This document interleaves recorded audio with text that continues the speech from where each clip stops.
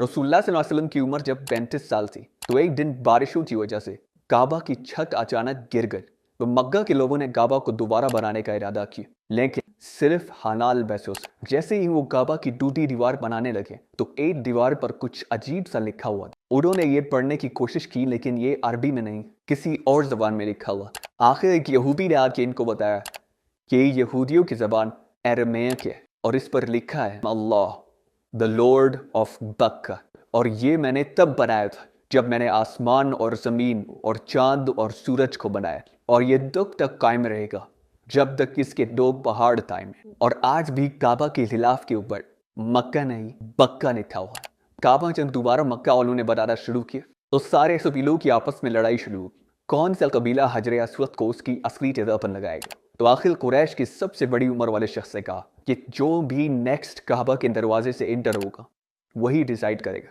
And अचानक रसूलुल्लाह सल्लल्लाहु अलैहि वसल्लम काबा में दाखिल हुए और वो पैगंबर नहीं थे इस टाइम। तो सब ने कहा कि हमें मंजूर है क्योंकि मोहम्मद सबसे ज्यादा सादिक और अमीन है। तो रसूलुल्लाह सल्लल्लाहु अलैहि वसल्लम ने इनकी लड़ाई खत्म करने के लिए हजर अस्वद को एक चादर के दरमियान में रखा और सारी कबीलों को कहा कि इस चादर को साइड से पकड़ लो। और जैसे ही वो उस जगह पहुंचे तो रसूलुल्लाह सल्लल्लाहु अलैहि वसल्लम ने हजर अस्वद अपने हाथों से काबा के अंदर फिट किया। लेकिन काबा इस टाइम भी 360 बुतों से भरा हुआ और काबा की चाबी उस्मान बिन तलहा के पास थी। पैगंबर बनने के बाद एक दिन रसूलुल्लाह सल्लल्लाहु अलैहि वसल्लम उस्मान बिन तलहा के पास आए और उनसे काबा की चाबी मांगी। तो उन्होंने कहा कि काबा की चाबी और आप। तो रसूलुल्लाह सल्लल्लाहु अलैहि वसल्लम ने उस्मान बिन तलहा से कहा कि याद रखो एक दिन तुम काबा की चाबी मेरे हाथ में देखोगे और मैं जिसे चाहूंगा ये चाबी दूंगा। तो उस्मान बिन तलहा ने कहा कि अच्छा, तो वो कुरैश के लिए सबसे बदतरीन दिन होगा।